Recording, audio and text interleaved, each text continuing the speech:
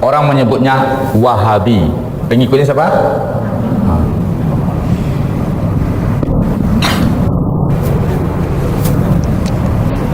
Abad ke-12 Hijriah. Kenapa ajarannya berkembang? Ajarannya berkembang karena kekuasaan. Dia mufti, diangkat jadi mufti di Saudi. Saudi memberontak kepada pemerintahan Islam di Turki dengan didanai oleh Inggris. Raja Hussein memberontak. Kemudian singkat cerita dia kerjasama nanti dengan Muhammad bin Abdul Wahab, maka diangkat jadi mufti. Maka dipaksakanlah. Sampai sekarang Salafi ini kan pusatnya di mana? Tetap Saudi. Makanya dia digaji-gajinya. Dia bukan karena ilmu tersebarnya, hebatnya bukan karena hujah dan dalil, tapi karena dana. Persoalannya dana ya dana. Ya, persoalannya apa? Maka pendakwah itu bagaji itu 25 juta, 20 juta, 40 juta. Namanya pendakwah atasi setelah kami itu bagaji itu, barabui-rabui lahan itu. Kalau nan di luar nan pendakwah-pendakwah yang bermazhab kok punah. Enggak? Marah saya. Pai ke daerah tu. Balik lah pai berombongan pulang tekor. Pai berombongan. Kalau kau enggak. Pokoknya lemah membid'ahkan, tiba gaji. Maulid Nabi bid'ah. Begini. Assalamualaikum warahmatullahi wabarakatuh.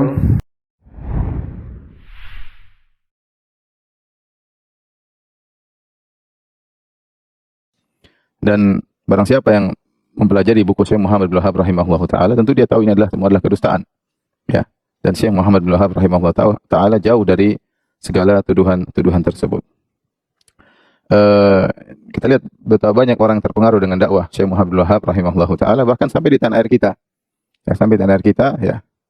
Belum lagi kalau kita bicara di negara-negara besar seperti contoh Kuwait, ya, yang mereka juga berdakwah dengan metode Syekh Muhammad bin Wahab rahimahullah ta'ala. Contohnya Qatar, ya, yang juga mereka berdakwah dengan metode dakwah Syekh Muhammad bin Wahab rahimahullah ta'ala. Bahkan masjid di Qatar adalah Masjid Muhammad bin Abdul Wahab, ya. Sampai mereka bangun Istiqlalnya Qatar lah, adalah namanya Masjid Muhammad bin Abdul Wahab, ya. Saya pernah ke sana, ya.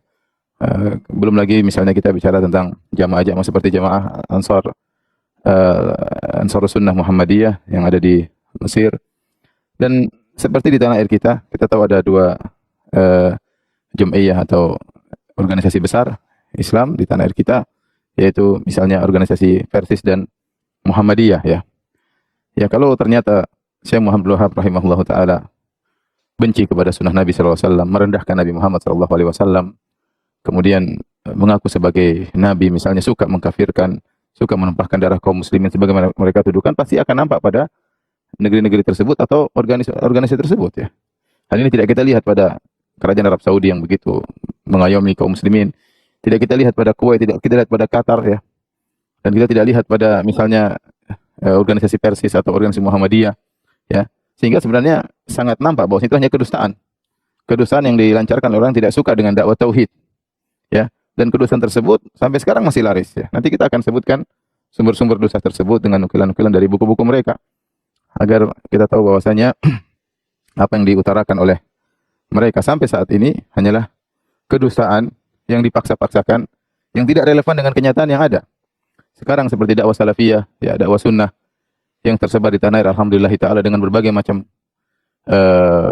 yayasan-yayasannya, kemudian juga dengan banyak sarana-sarana, ya, seperti radio dan televisinya, kemudian juga dengan banyak dai-nya, ya, dengan banyak pondoknya. Itu semua tidak ada yang sesuai dengan tuduhan tersebut. Tidak ada yang sesuai dengan tuduhan tersebut. Ini semakin membuktikan bahwasanya, ya, tuduhan-tuduhan tersebut hanyalah kedustaan. Kalau seandainya tuduhan-tuduhan tersebut ada satu saja yang benar, maka akan nampak pada dakwah yang sudah tersebar di dunia, demikian juga di Nusantara. Namun sebagian orang tatkala tidak memiliki bahan untuk menjatuhkan dakwah sunnah, dakwah tauhid, dakwah yang mereka gelari dengan dakwah Wahabiyah, maka mereka terpaksa berusaha melariskan tuduhan-tuduhan dusta tersebut, ya, di kalangan masyarakat. Dan banyak orang-orang yang jahil yang tidak ngerti akhirnya termakan dengan kedustaan tersebut. Saya hanya ingatkan kepada mereka bahwasanya mereka yang sering mengusung kedustaan tersebut, mereka akan diminta pertanggungjawaban oleh pada hari kiamat kelak berhadapan dengan Syekh Muhammad Abdul Wahab rahimahullahu taala yang memiliki jasa yang besar sampai berdiri suatu negara Islam yang tadinya sebelumnya negara tersebut penuh dengan pemerintahan-pemerintahan kecil, negara-negara kecil yang saling berperang, menumpahkan darah. Dengan adanya kerajaan Arab Saudi, maka bersatulah kaum muslimin di Jazirah Arab. Taib, siapakah beliau Syekh Muhammad bin Abdul Wahab rahimahullahu taala? Ya. Saya akan jelaskan sejarah beliau secara singkat. Yang nama beliau adalah Muhammad bin Abdul Wahab bin Sulaiman, ya, bin Ali bin Muhammad bin Ahmad bin Rashid At-Tamimi, lahir 1115 Hijriyah dan wafat ya 1206 Hijriyah. Kemudian ya kita akan sebutkan sejarahnya secara singkat tentang dakwah beliau ya. Taib. Muhammad bin Abdul Wahab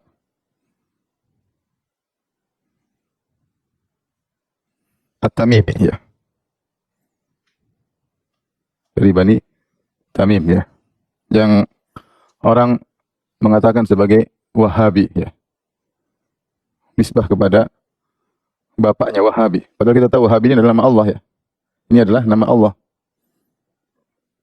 Nama Allah Subhanahu wa taala Wahab. Bapaknya namanya Abdul Wahab ya. Namanya Abdul Wahab ya. Sehingga mereka menisbahkan kepada Wahabi padahal itu nama Allah Subhanahu wa taala. Kemudian mereka mencela. Seakan-akan mereka mencela nama Allah Subhanahu wa taala, nisbah kepada nama Allah untuk dicela. Ini suatu perkara yang memalukan ya, menisbahkan dakwah yang sunnah ini kepada nama Allah kemudian dalam rangka untuk dicela. Seandainya untuk dipuji, maka alhamdulillah dakwah kepada Allah Subhanahu wa taala, tapi dalam rangka untuk mencela yang disebut nama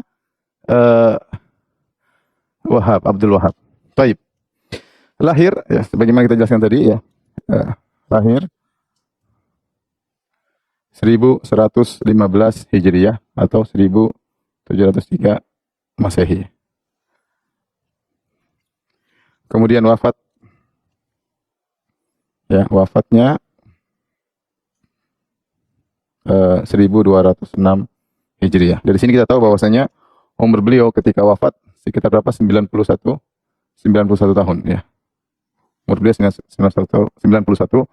tahun ya. Kemudian beliau bapaknya adalah seorang alim Abdul Wahab, seorang qadhi di Uyainah ya. Yang beliau ya orang alim apa namanya bermadzhab Hambali ya, sehingga Syekh Muhammad Abdul Wahab belajar dengan ayahnya tentunya. Kemudian di antara sirah beliau ya, sirah beliau atau biografi beliau ya, pertama hafal Quran ya, hafal Quran sebelum balik. Ada yang mengatakan umur 12, ada yang mengatakan 10. Yang intinya sebelum balik beliau sudah hafal Quran. Bahkan beliau menjadi imam ya, mengimami kaum muslimin dengan hafalan beliau ya. Sejak kecil beliau sudah semangat belajar agama sampai ya ketika beliau balik ya sebelum 15 tahun. Kalau tidak salah ya, beliau balik sekitar umur 13 ya. Kalau tidak salah ya, beliau balik ya sekitar umur 13 tahun ya. Ketika itu ayahnya pun menikahkan beliau. Beliau pun menikah ya. Di umur tersebut beliau menikah. Tentunya tatkala ayahnya menikahkan beliau di umur 13 tahun, ini berarti orang dewasa, artinya nggak mungkin anaknya masih main kelereng terus dinikahkan ya. Ini berarti beliau orangnya serius ya. Buktinya sebelum balik sudah hafal Quran, bahkan jadi imam, bukan sekedar hafal saja kemudian hafal dan lupa sebagaimana dalam sebagian pondok-pondok yang membanggakan sudah hafal ternyata lupa. Enggak, ini jadi imam di belakangnya kaum muslimin, menunjukkan hafalan beliau kuat. Dan seorang hafal Quran dengan hafalan yang kuat belum sampai balik itu menunjukkan keseriusan, sehingga beliau ini dinikahkan oleh ayahnya ya sekitar umur 13 tahun ya, menunjukkan keseriusan beliau ya. Saya punya kawan juga di Madinah S3 ya. Dia punya anak, dia bawa ke Madinah. Saya menyangka itu adiknya. Saya bilang, ini adik kamu. Kata dia, enggak. Firanda, ini anak saya. Loh kok bisa? Kata dia, saya nikah umur 12 tahun. Jadi memang ada di antara mereka yang menikah dengan cepat ya. Tapi setelah itu di umur yang sama ya, sekitar umur 12 atau 13 tahun beliau haji. Sekitar umur 12 atau 13 tahun beliau berhaji. Ya. berhaji. Itu sekitar tahun 1127 Hijriah. Beliau haji. Ini haji pertama kali beliau berihlah, kemudian berangkat menuju ke kota Mekah untuk melaksanakan ibadah haji, kemudian bertemu dengan ulama di sana, kemudian beliau pergi ke Madinah ya. Maka situlah beliau semakin mengenal para ulama. Setelah itu beliau pulang menuntut ilmu ya. Kemudian beliau melanjutkan rihlah kedua yaitu pada tahun 1135 Hijriah. Beliau haji yang kedua. Untuk zaman dahulu haji tidak seperti zaman sekarang ya. Dari Najd menuju ke Mekah ya 1000-an kilo jauh ya. 1000-an kilo, 800 kilo, 1000-an kilo jauh. Kemudian perjalanan ini berarti tidak gampang haji ketika saat itu. Tapi beliau sudah berhaji dan bahkan beliau semangat untuk haji yang kedua kali. Tapi yang kedua kali beliau tidak segera pulang. Di sini beliau menetap di Mekah ya untuk menuntut ilmu. Kemudian beliau berpindah-pindah kota, lalu berpindah-pindah kota untuk menuntut ilmu. Di antaranya ke kota Madinah, beliau belajar sama Syekh Muhammad Haid Sindi ya, untuk menuntut ilmu ya. Sampai beliau ke Basrah, ke Irak ya, beliau menuntut ilmu. Jadi berrihlah lama, bertahun-tahun beliau kemudian menuntut ilmu. Dan beliau suka membaca buku Syekhul Islam Ibn Taimiyah dan Ibnu Qayyim ya. Beliau hobi membaca buku Ibn Taimiyah dan Ibnu Qayyim rahimahumullah. Ya. Rupanya semangat Ibnu Taimiyah dan Ibnu Qayyim dalam masalah tauhid ya ini merasuk dalam raga beliau Syekh Muhammad bin Abdul Wahhab rahimahullahu taala. Setelah sekian lama beliau menuntut ilmu, akhirnya beliau balik ke kampung beliau. Setelah itu beliau balik ke kampung beliau ya. Di sana beliau ketika pulang, rupanya ayahnya qadhi. Ayahnya sudah pindah ke Huraimila ya. Ayahnya beliau lahirkan di Uyainah. Lahir di mana? Di Uyainah. Ya. Di sebelah timur kota Madinah ya, sebelah arah Riyadh sana ya. Ayahnya sudah pindah ke Al-Huraimila ya. Maka Syekh Abdul Wahab pun pindah ke Al-Huraimila ya. Kemudian ayahnya meninggal, ayahnya wafat.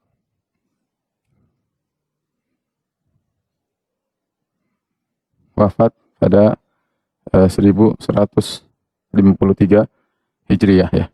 Ketika Syekh Abdul Wahab mulai berdakwah tauhid dan kita tahu kondisi ketika itu, kondisi Najd ketika itu, Najd maksudnya daerah beliau, Najd ketika itu penuh dengan kesyirikan, khurafat. Ya. Kita bisa baca di tarikh Najd ya. Banyak orang percaya kepada dukun ya. Secara umum memang di jazirah sudah ada dakwah tetapi fokus orang kepada fikih. Sampai di sana ada fikih Hambali, fikih Syafi'i, fikih Hanafi, kemudian fikih Maliki. Tetapi perhatian terhadap tauhid agak kurang, tauhid al-uluhiyah agak kurang ketika itu. Sehingga secara umum penuh dengan kesyirikan dan khurafat ya. Di antaranya ya banyak orang-orang percaya kepada dukun ya, banyak orang pakai jimat ya. Ada banyak percaya dukun. Kemudian banyak percaya jimat. Kemudian kuburan diagungkan, bahkan ditawafi. Ditawaf ya. Kemudian istighotsah kepada mayat. Mayat-mayat orang-orang mati dan lain-lain banyak ya. Ruqyah ya. Ruqyah yang syirik. Yang ini menggugah Syekh Abdul Wahab untuk berdakwah tatkala itu ya. Terjadi suatu kondisi, ada pergelutan di antara kabilah di Huraimila, akhirnya Syekh berpindah ke beliau pindah ke Al-Uyainah. Tempat beliau lahir, Al-Uyainah. Di situ beliau ketemu dengan beliau tahu dakwah beliau tidak akan berkembang kecuali ada butuh bantuan dari pemerintah, dari penguasa. Butuh bantuan dari penguasa. Maka beliau mendekati amir dari Uyainah yaitu Utsman bin Ma'mar ya. Utsman bin Ma'mar.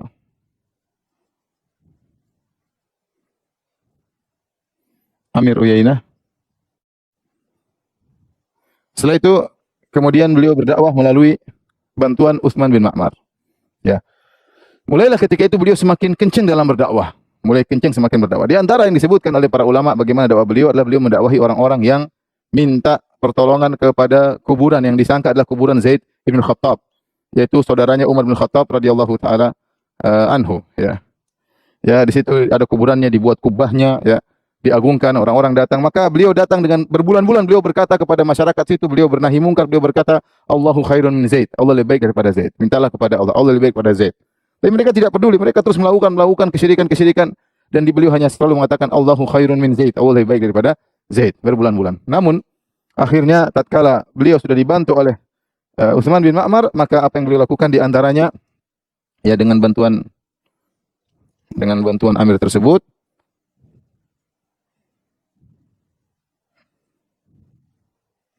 di antara yang beliau lakukan ya adalah meruntuhkan kubah tersebut. Menentukan kuburan Zaid bin Khattab. Ini tentu kita tahu adalah sunnah, ya. Bukan dalam Sahih Muslim, Ali bin Abi Thalib berkata kepada Abu Hayyaj, "Ala aba'atsuka ala ma ba'athani Rasulullah sallallahu alaihi wasallam? Maukah aku utus engkau, aku tugaskan engkau sebagaimana Rasulullah SAW pernah menugaskan aku," kata Ali. "Allah tada timthalan illa tamastahu wala qabran musyrifan illa sawaitahu." Jangan kau biarkan ada patung kecuali hancurkan, dan jangan kau biarkan ada kuburan yang tinggi kecuali kau ratakan. Dan dipraktekkan oleh Syekh Muhammad bin Abdul Wahhab rahimahullahu taala, ya. Ini kemudian menjadi rame, ya. Di antara yang membuat rame juga ya ketika beliau berdakwah konsentrasi kepada tauhid, ya. Yaitu di antaranya ada wanita yang mengaku yang mengaku berulang-ulang bahwa dia telah berzina. Akhirnya apa? Ditegakkan hukum had. Akhirnya dirajam. Ini bikin heboh tatkala itu, bikin heboh. Ya, ditegakkan hukum had, ya, di Uyainah, Dan ramailah ketika itu berita, mulai dakwah Syekh Abdul Wahab mulai tersebar. Karena heboh, ya, dakwah tentang tauhid, melarang ini, melarang anu, kemudian sampai ada yang kubah dihancurkan, sementara itu semua orang mengagungkan kubah tersebut, ya. Kemudian akhirnya ada wanita juga yang akhirnya dirajam, ya, karena sudah berulang minta ditegakkan had dan mengaku jadi rajam, akhirnya jadi heboh, ya. Jadi heboh, ya. Taib. Ketika heboh, ya. Nih, kita ke sini, ya. Ketika dakwahnya jadi heboh, ya. Ini halaman 1 biar nggak bingung, ya. Halaman 2. Halaman 3. Ketika heboh, ya. Akhirnya ada Amir Ahsa, ya. Ada Amir Ahsa. Al-Ahsa ini sekarang masih ada di kota Saudi, daerah timur Saudi, mengirim ancaman kepada Amir Uyainah, Al-Uyainah, ya. Ya. Dia mengatakan dalam suratnya, "Jika sampai suratku kepadamu, wahai Ibnu Ma'mar," yaitu Utsman bin Ma'mar, ya. "Jika sampai surat kepadamu, maka bunuhlah Muhammad bin Abdul Wahhab." Suruh bunuh, ya. Disuruh bunuh. Jika tidak, aku akan putuskan, ya, upetimu kepadaku. Artinya mereka punya hubungan kuat antara Uyainah dengan Al-Ahsa. Antara Uyainah dan Al-Ahsa ada hubungan kuat, sehingga ancaman dari Amir Ahsa membuat Amir Uyainah pun takut. Lalu di Najd ada kota-kota kecil, ya. Kota-kota kecil yang mereka memiliki keamiran sendiri-sendiri. Seperti contoh di Ahsa itu dari Banu Khalid. Kemudian seperti di Hijaz, Mekah, Madinah dari Ashraf. Kemudian di Najd kecil-kecil, ya. Uyainah punya amir sendiri, kemudian Dir'iyah punya amir sendiri, Huraimilah punya amir sendiri, kecil-kecil masing-masing punya. Dan mereka tidak dikuasai oleh, ya, keamiran kecil-kecil tersebut tidak dikuasai oleh khilafah Islamiyah yang besar, tidak ada, karena sebagian perkataan para ulama bahwasanya mereka jauh, kemudian mereka, ya, cuma korma, kemudian untuk sampai ke situ juga butuh perjalanan yang sangat jauh melewati gurun dan yang lainnya, sehingga tidak begitu diperdulikan. Ketika itu dakwah Syekh Abdul Wahab mulai heboh, akhirnya diancamlah Amir Uyainah, suruh bunuh Syekh Abdul Wahab. Namun Amir Uyainah dia sayang kepada Syekh Abdul Wahab, maka kemudian dia berkata, sudah kamu pergi aja. Syekh Abdul Wahab rahimahullah menasihatinya agar bertahan. Bahwasanya kalau kau bertahan di atas tauhid kau akan jaya, tapi dia tidak peduli. Mau tidak mau bagaimana lagi dunia, kalau tidak dia masalah dengan Amir Al-Ahsa, maka akhirnya Syekh Abdul Wahab diusir. Ya. Beliau diusir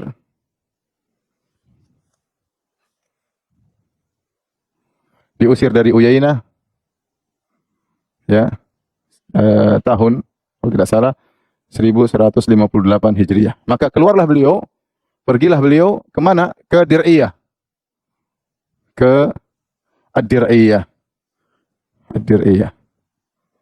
Di daerah Riyadh sana juga Dir'iyah, ya. Berjalan kaki di musim panas. Semua dunia beliau tinggalkan, ya. Berjalan kaki di musim panas, tidak berbekal kecuali sebuah kipas, ya, untuk menghilangkan panas beliau. Disebutkan ketika beliau berjalan menuju ke Dir'iyah, tidak ada yang beliau baca kecuali ayat wa may yattaqillaha yaj'al lahu makhraja wa yarzuquhu min haitsu la yahtasib wa may yatawakkal 'ala Allah fa huwa hasbuh. Itu yang beliau ulang-ulang. Barang saya bertawakal kepada Allah, wa may yattaqillaha, barang saya bertakwa kepada Allah, yaj'al lahu makhraja, Allah akan berikan jalan keluar baginya, ya. Wa yarzuquhu min haitsu la yahtasib, dan Allah akan berikan kepada dia rezeki dari yang tidak sangka-sangka. Wa may tawakkal 'ala Allah fa huwa hasbuh, barang saya bertawakal kepada Allah maka cukuplah Allah baginya. Beliau ulang-ulang terus sampai beliau tiba di Dir'iyah, ya, ketemu dengan seorang ulama, ya. Kalau tidak salah namanya Ibnu Suwailim, ya. Ketemu, akhirnya masuk ke Dir'iyah,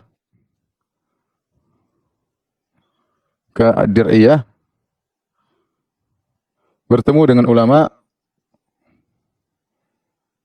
bernama, ya, Ibnu Suwailim, ya. Ketika beliau sampai di rumah Ibnu Suwailim, maka orang-orang pun dia pun takut jangan sampai ketahuan oleh Muhammad bin Saud. Dir'iyah inilah amirnya ketika itu siapa? Dir'iyah ini amirnya Muhammad, ya, Ibnu Saud. Inilah pendiri kerajaan Arab Saudi. Al-Imam Muhammad Ibnu Saud. Makanya disebut dengan kerajaan Saudiyah, ya. Namun ketika itu beliau tidak berani belum bertemu dengan sang amir, baru ketemu Ibnu Suwailim, ya, seorang ulama. Dan Ibnu Suwailim takut, ya. Dia menyembunyikan Syekh Abdul Wahab, khawatir nanti orang-orang amirnya tahu jadi masalah, karena Syekh Abdul Wahab sudah bikin heboh dakwanya, bikin heboh menentang kesyirikan yang terjadi, kemudian menghancurkan kubah yang ada di kuburan wali, yaitu Zaid bin Khattab radhiyallahu taala anhu, seorang sahabat. Bikin heboh, akhirnya takut. Namun Allah mentakdirkan ketika itu ada dua saudaranya amir ini, Muhammad bin Saud, Imam Muhammad bin Saud, Al-Imam Muhammad bin Saud. Ini yang sekarang jadi Universitas Muhammad bin Saud, ya, di Riyadh, yang cabangnya adalah Libya, namanya Universitas Al-Imam Muhammad bin Saud, ya. Dia punya dua saudara, ya, ya, namanya Musyari, kemudian Sunayyan.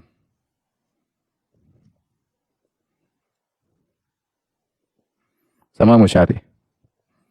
Dan dia punya ada istri yang cerdas, saya lupa namanya, istri yang cerdas, ya. Ketiga orang ini mereka bertemu dengan Syekh Abdul Wahab dan mereka terima dakwah Syekh. Ketiga orang ini, ya, ketiganya bertemu dengan Syekh Muhammad Abdul Wahab dan menerima dakwahnya, ya. Menerima dakwahnya. Akhirnya ketiga orang ini mendatangi Al-Amir Al-Imam Muhammad bin Saud rahimahullahu taala. Maka mereka menasihati bahwasanya ini Syekh mendakwakan tauhid, mereka telah mengerti dakwah Syekh, terutama yang kata para ulama yang sangat pengaruh istrinya, ya. Istrinya Al-Imam Muhammad bin Saud ini yang sangat mengaruhi suaminya. Ya, pengaruh istri luar biasa kepada suami. Akhirnya dia yang menasihati suaminya, akhirnya Al-Imam Muhammad bin Saud terima dakwah Syekh. Bahkan disebutkan dia nasihati suaminya, wahai suamiku, kalau kau datang kepada Syekh Abdul Wahab, datanglah dengan berjalan kaki. Tunjukkan kau mengagungkannya, tunjukkan kau menghormatinya. Maka Al-Amir Muhammad bin Saud datang ke tempat Syekh Abdul Wahab dalam berjalan kaki menuju Syekh Abdul Wahab, kemudian dia sambut, kemudian dia berbicara, kemudian Syekh Abdul Wahab mengajak dia berdakwah, ya. Akhirnya tatkala itu, ketika sudah sepakat dalam dakwah tersebut, maka Al-Imam Muhammad bin Saud bikin dua syarat. Muhammad bin Saud ya sepakat membantu dakwah Syekh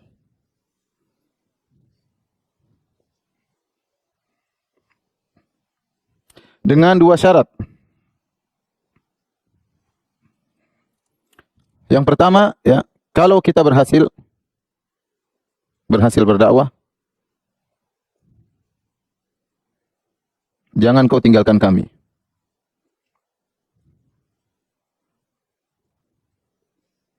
Syarat yang kedua, biarkan ya upeti-upeti dari wilayah-wilayah kekuasaanku tetap saya ambil.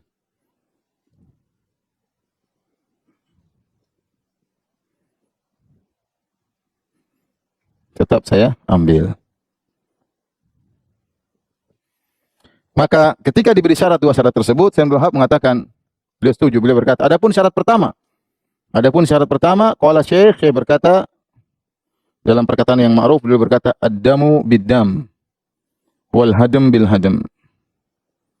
Dan ini ucapan yang pernah disampaikan dalam sejarah dari Nabi SAW ketika orang-orang Ansar berkata kepada Nabi SAW, ya Rasulullah, nanti kalau kita berhasil kau akan tinggalkan kami menuju kembali ke kampungmu ke Mekah, sementara kita punya masalah dengan orang Yahudi. Lantas kau meninggalkan kami. Maka dia mengatakan ad-damu bid-dam al-hadam bil hadam. Tidak, darah dengan darah. Ya, saya tidak akan meninggalkan kalian. Artinya saya adalah kalian adalah aku. Kalau kita mati sama-sama mati, kalau kita hancur sama-sama hancur. Adapun yang kedua, kata Syekh Abdul Wahab, adapun syarat kedua, dia tidak larang, semoga engkau nanti diberi kemudahan, ya. Allah akan berikan kau rezeki, ya. Kemudian kau tidak lagi mengambil upeti-upeti. Tapi Syekh Abdul Wahab tidak melarang. Maka sejak saat itu mulailah Syekh Abdul Wahab rahimahullahu taala berdakwah dengan bantuan Muhammad bin Saud, ya, rahimahullahu taala. Maka itulah cikal bakal berdirinya kerajaan Arab Saudi yang pertama. Dan Muhammad bin Saud punya anak namanya Abdul Aziz, ya, bin Muhammad, ya. Itulah Raja Abdul Aziz, ya. Maka kemudian berdakwahlah mereka sampai akhirnya dakwah semakin berkembang. Akhirnya banyak orang-orang datang menuntut ilmu di kota Dir'iyah, menuntut ilmu kepada Syekh Abdul Wahab rahimahullahu taala, ya.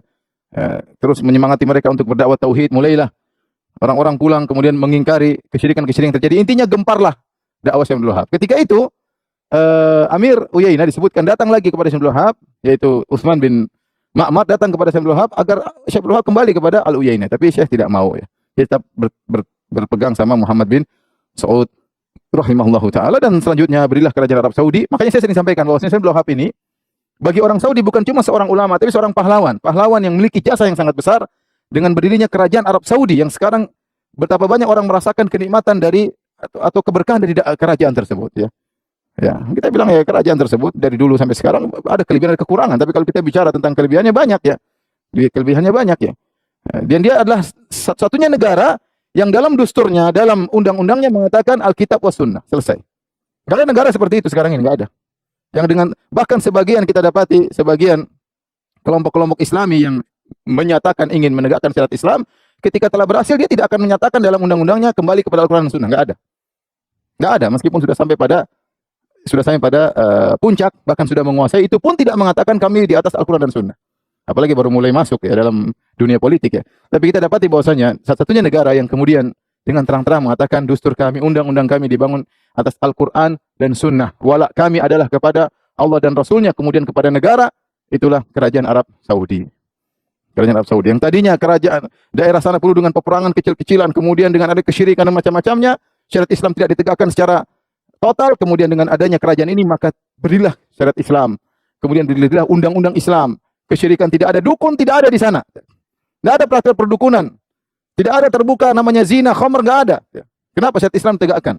Maka Muhammad bin Abdul Wahab ini bukan sekedar seorang alim, dia seorang pahlawan yang dengan berkat jasa beliau dengan izin Allah Subhanahu wa taala, maka berilah negara yang membawakan keberkahan yang sangat banyak. Maka saya ingatkan kepada orang yang mencela beliau, ya, hati-hati. Tentang seorang alim, seorang memiliki jasa, ya. Maka semua orang Arab Saudi ya hormat kepada Muhammad bin Abdul Wahab karena dia adalah seorang alim yang sekaligus pahlawan. Makanya sampai sekarang kalau kita lihat kerajaan Arab Saudi untuk urusan politik maka dipegang oleh keluarga Muhammad bin Saud, ya, Amir Muhammad bin Saud, ya, turunannya. Untuk urusan agama dipegang oleh Al-Syekh. Al-Syekh itu maksudnya keluarga Syekh Muhammad bin Wahab. Contoh siapa? Mufti Syekh Abdul Aziz, ya, Abdul Aziz Al-Syekh. Kemudian Menteri Agama Saleh bin Abdul Aziz Al-Syekh, Ya, contoh lagi Imam Masjid Nabawi Hussein Al-Syekh. Jadi banyak Al-Syekh adalah orang-orang yang penting memegang keagamaan. Meskipun mereka tidak fanatik, buktinya Syekh bin Baz bukan Al-Syekh jadi mufti. Sebelum Syekh bin Baz, Muhammad bin Ibrahim Al-Syekh. Sebelum dulu Muhammad bin Ibrahim Al-Syekh, ini keturunan Syekh Abdul Wahab, kemudian diganti oleh Syekh bin Baz dan dia bukan Al-Syekh, kemudian diganti oleh Saleh bin Abdul Aziz Al-Syekh yang dia adalah sebelumnya saya lupa, mungkin Abdul Muhsin At-Turki saya lupa, tapi sekarang saya Saleh bin Abdul Aziz Al-Syekh